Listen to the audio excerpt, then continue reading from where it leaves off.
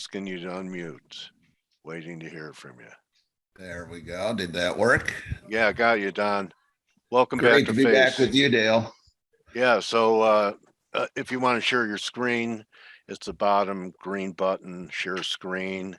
And I have to surmise, knowing what your biases have been, that you've had a pretty good 6-month period in the market. You've got that right.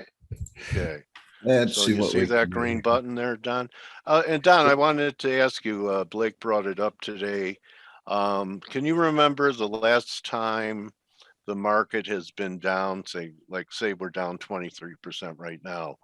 Have there been many years where the market has finished down 23% that you could remember? You're asking what if in the years where it started down 23 that it finished down 23? Or are you just saying it lost? Keep it simple. Market's down 23% on the year. Oh, I okay. just got an answer. Anthony Kaneka said 1939. Wow. Oh, that's a guess. That's a guess. Do you know? No, okay. I don't. All right. Well, I have some homework. Blake's given me homework. So, Don, I'm still waiting to see your screen. Okay, well, let's see. I pushed the button that said share your screen. And you picked the screen. Oh, and so now, okay, now I want to come across and pick that one. There, does it show the one that says launch meeting, etc.?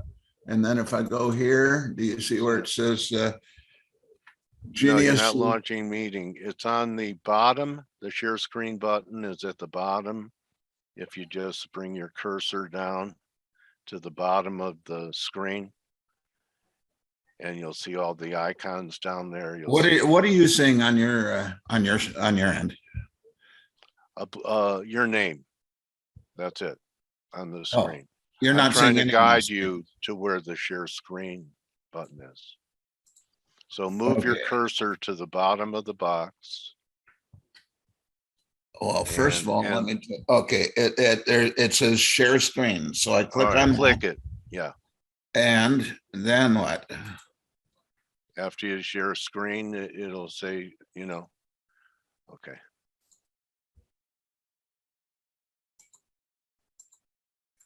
You pick the window like I'm doing. And then after you pick the screen on the right-hand side, it'll say then I hit the share again. That's what I hadn't hit, was the share button. Do you see it now? Yeah, you're up there. Excellent. Okay. Dale, do you realize it's been over 7 years since we first spoke? I was just thinking about that a few minutes ago. Wow. That was a long time ago. Yeah. What island are you on? Time flies when you're having fun, though. Yeah. Well, it's a process. And I was talking about, how tops and bottoms they take time. And especially when you have central planning involved. So what island do you trade from, Don? Oh, I'm living in Nevada now. You left Hawaii, huh? We left Hawaii, and then we RV'd full time around for about 3 years. That was a lot of fun. Yeah. And then we settled down in Henderson, Nevada. Oh, okay, near Vegas. Okay, all right. So you can't say aloha anymore then. You have to say. Well, I still do anyway. I will until now you have. I will. Now you're in the right state. It's about hold them or fold them. So I know that your main instrument that you were using for the bear market what was SQQQ. I remember when before the split they were like 5 or 6, so they've gone in the pre-split to 13, I believe, would have been pre-split. Yes, that's right. Yeah, so I mean it's been one heck of a move for the well, since you're asking, I keep a tracking account on my website, and year to date we are up about 135% for the tracking account. I post every single trade that I take either selling or buying into the tracking account. I post it in real time when I do it. I post on Twitter the second I make a trade so that people can refer back to the website. And then I put that into the portfolio that I'm tracking, and that tracking portfolio is up 135% since December 31, 2021. So yeah, it's a good year. Okay. All right. So yeah, you prepared something for us. You betcha. Okay. So I just launch right into it.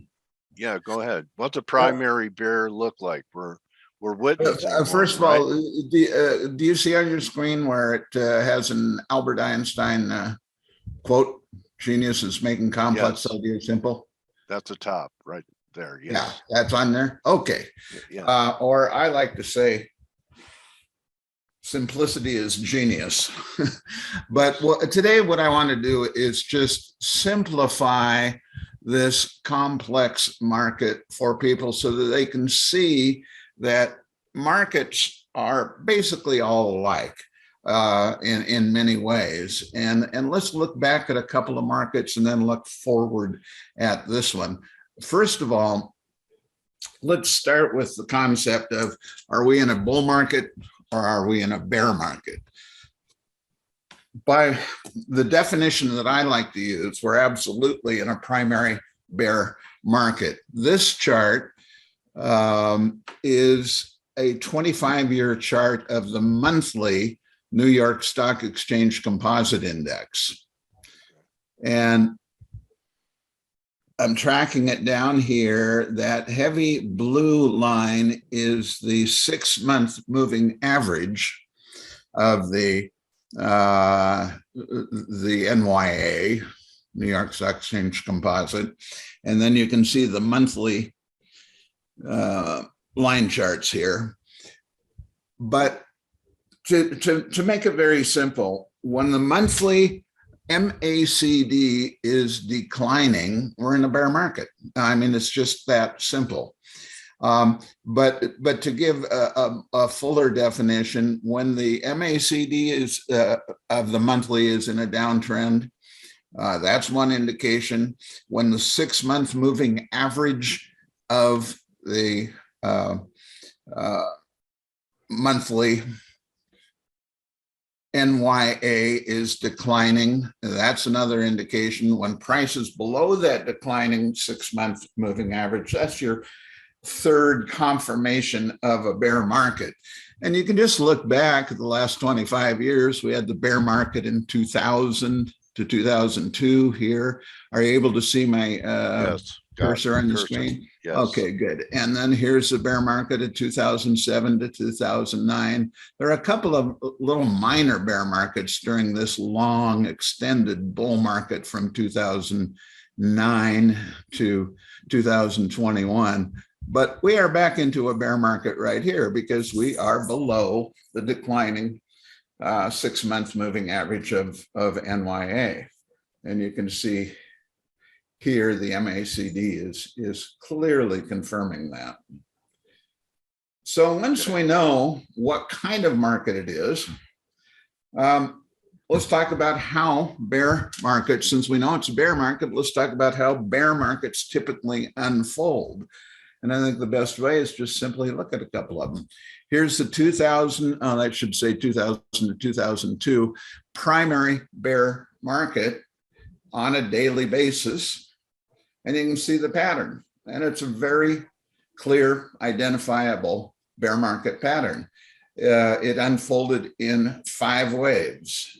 Here was March of 2000, here was September of 2000, and that's the point from which it began. We had one leg down, one wave down.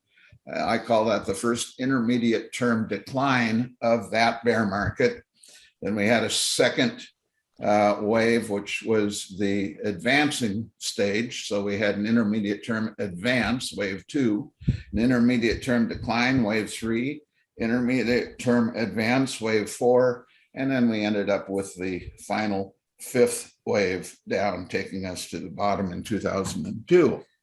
So it's a very clear, identifiable pattern. Now let's take a look at the 2007 to 2008 pattern. Again, we started with the clear back here in 2007, the July top, as you remember, I'm sure, Dale, and then the October top in 2007, and here we go. First wave down, that's the first intermediate term decline. First wave up, wave 2, intermediate term advance. Wave 3, intermediate term decline. Wave 4, intermediate term advance. And fifth and final wave, which was the biggie from the middle of 2007 to the end of 2007 during the banking crisis. So there's your, again, your 5 waves.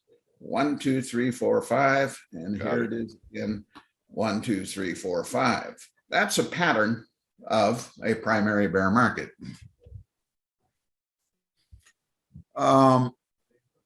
Let's take a look at where we are now in 2022. The top of this, or I should say the beginning of this bear market came from January 4th, 2022, right here. Yep. And we are in the first intermediate term decline of this primary bear market.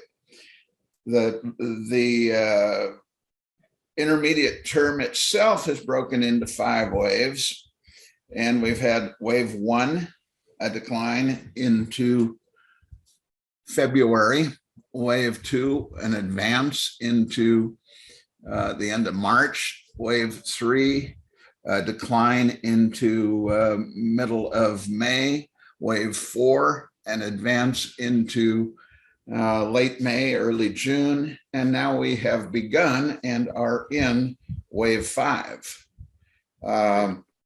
So I see it as just that simple. Now, if we take the most 5 will also be completing. How do you know how far wave 5 could go, or you know what when 5 means it's ending, right? Yes. For now. Okay. That's so the perfect... do you have any wave 5 targets on the downside? That's the perfect question for me. It's almost like I asked you to ask that question. Okay. Because yes, we're going to talk about the way every intermediate term decline ends. They all end the same way. And my last week's weekly article was entitled "A Sleeping Giant Has Awakened, and His Name is Panic." You know that you're at the end of the intermediate term decline when you have full-blown panic, and we're going to talk about that. Okay, because the VIX hasn't reflected that. It certainly has not. It's been capped at what, 35, 30? Right. Yeah. VIX is not showing any signs of panic yet. Yeah. The total put call ratio for CBOE is not showing any signs of panic yet. The equity only put call ratio for CBOE is not showing any panic yet. The NAAIM, National Association of American Mutual Funds, or whatever it is, association survey that shows the commitment level of mutual funds, of hedge funds, is not showing any panic. All of the standard sentiment measures that I use, and I'm going to show them here in a minute, are not showing panic. They will, because every bottom is created by panic, and we haven't seen GMO orders yet, right? Right. You know what GMO is, right? Well, yeah, remind me. Get me out. Oh, right. Yes, yes. So the retail's still long. Is that true? Yes. They really haven't given up? That's absolutely true. And I'm going to show you some statistics here in a minute. But at any rate, just before we get to that, the most interesting part in my opinion, of each intermediate term decline is the end of it, because they all end the same way, with the GMO process taking it into panic stage. Okay. This was the end of that the first wave down in 2001, that 2001 first intermediate term decline that we were looking at. Here was the end of that first decline in 2001. Big reversal and you day, see it just went range. straight down at the end. Yeah. And I'm going to show you the statistics for the put call ratios also. Let's see time on. I want to make sure we have time to do this. Yep, we're good. We have time. Oh, okay, good. Here is the end of the intermediate term decline in 2008, how that first decline ended. And you see this drop right here at the end, just the last 10 days of this move, 9 or 10 days, was like 12 or 13 or 14%. Yeah. That's how intermediate term declines end. They end with panic. Here's where we are right now, by the way. This chart through yesterday, and of course, you know what it's doing this morning, where we've been down over 500 points on the Dow. So we're heading into this panic zone, and that's why I entitled The Sleeping Giant Awakens. We are just entering the panic zone. But here we are again. Think of this as similar to what we saw here and what we saw here, 2000, 2008, and now here it is in 2022. This is going to end in the same way that those two did. We can quantify that, and I will. With 10% down day at one point or something like that, and it recovers. Yes. Or 5%, is that enough for it to recover down, or it would have to be closer to 10? I don't know. 5% is good enough for me, I think. But the main thing is, I want to see the put call ratios showing panic. I want to see the mutual fund commitment levels showing panic. I want to see VIX showing panic. When I see all those things, then I know we're near the bottom. We do not have any of that at this point. And I ask the rhetorical question here: why are all these red circles empty? What I'm talking about. I've been asking that too. What I'm talking about is, if you look at, and I should have shown that chart. I'm not gonna. If you take a look at VIX over a long period of time, you can point out all of the intermediate term bottoms on the long-term chart, going back as far as VIX goes back, because it always spikes up in here into where I've drawn this red circle. It hasn't done that yet. The same is true of the equity only put call ratio. It always spikes up into these areas at intermediate term bottoms. It hasn't done so yet. The red circle is empty.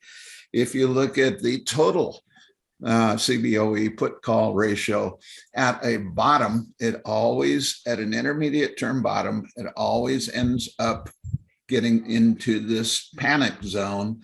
Here's the red circle in the panic zone. It's empty. It hasn't done so yet. If you take a look at the commitment level of hedge funds, just to make it simple, this is a 10-week average. Do you follow, Dale, the NAAIM mutual fund commitment statistics? Well, no.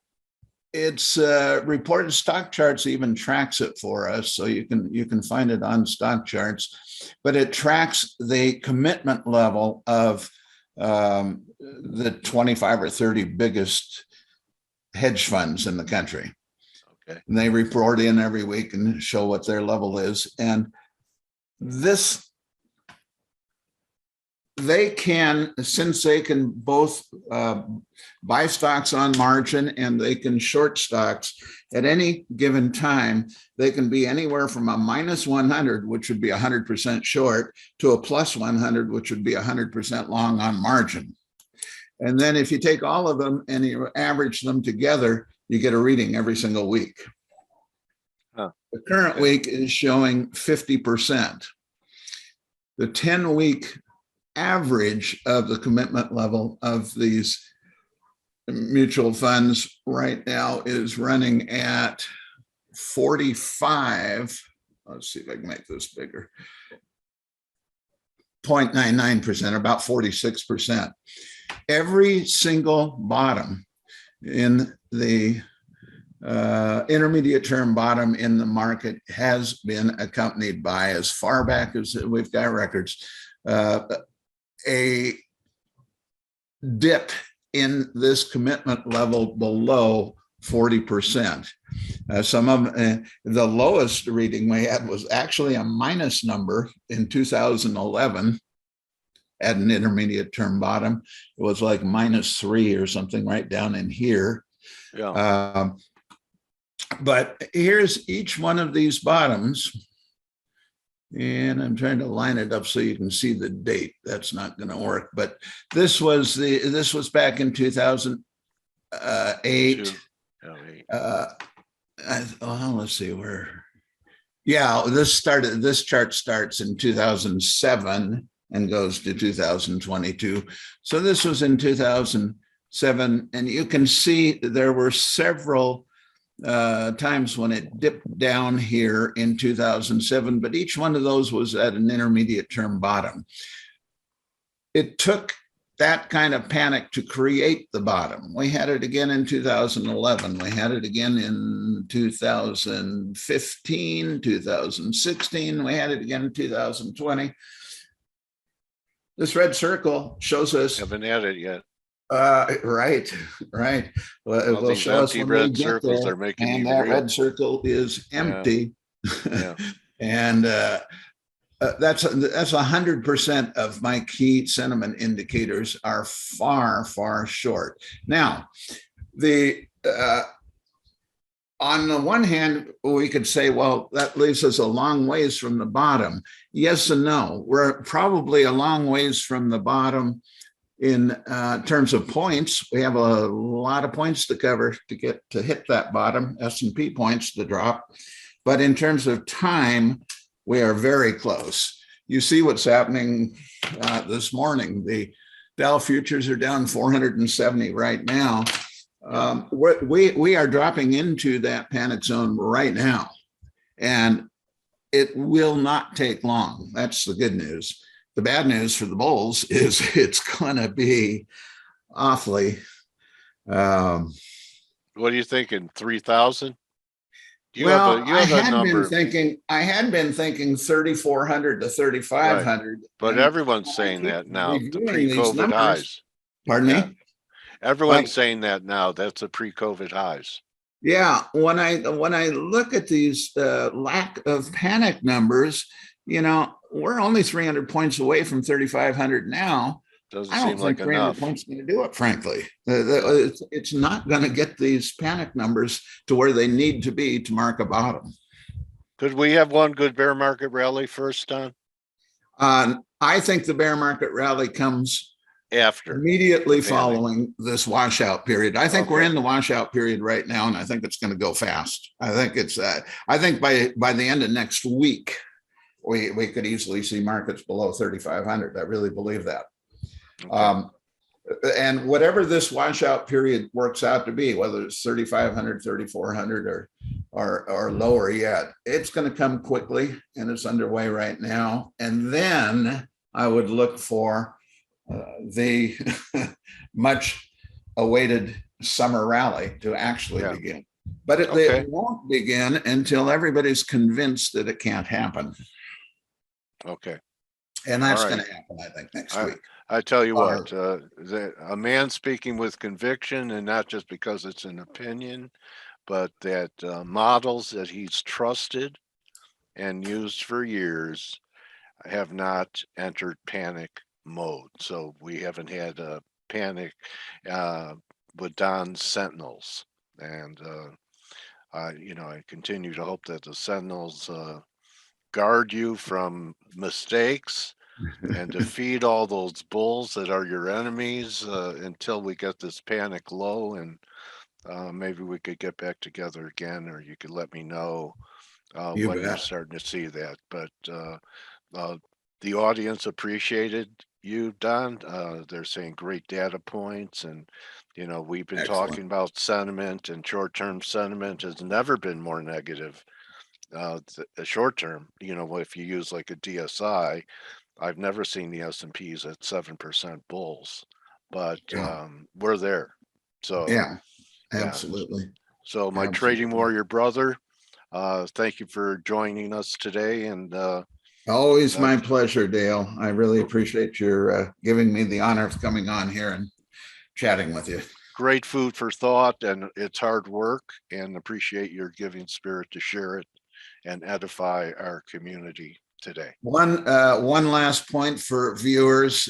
If you log into 7sentinels.com, you'll see a whole lot of articles up here that I wrote all through 2021 talking about the fact that the big one is about to start, and all the signs. But right here where it says limited time trial, I set that to, in honor of this meeting, $1 for a week's trial. If anybody wants to just pay $1 and follow us for a week and see what we do for the heck of it. Okay, and you could follow Don Richard on Twitter at 7sentinels, just like his website. And Don, thank you so much. Have a great climax. How's that? Who's ever wished you at our stage in life? It would probably go into the history books. Let's all have a great climax. Let's go out with a bang. That's it, Dale. Not with a whimper. So yes, thank you, brother. With a climax. Thank you, Don. Thank you so much, Dale. You take care. All right, partner. Adios. Okay, everyone, that's a wrap. Remember, don't just count your pips, count your blessings. Cheers to everyone. We'll wrap up the week tomorrow. You could join the team in 15 minutes on the Morning Edge. And don't forget to sign up for the Traders Funding Program. I used to rock. Now I rock and roll, buddy. All right, Hugo. Thank you. See you guys. Hey traders, this is Blake Morrow with ForexAnalytix. Thanks for stopping by our YouTube channel. Don't forget to like these videos, share them, and subscribe to our channel so you don't miss any of the content that we provide here for free. Thanks for stopping by. I'll see you in the next video.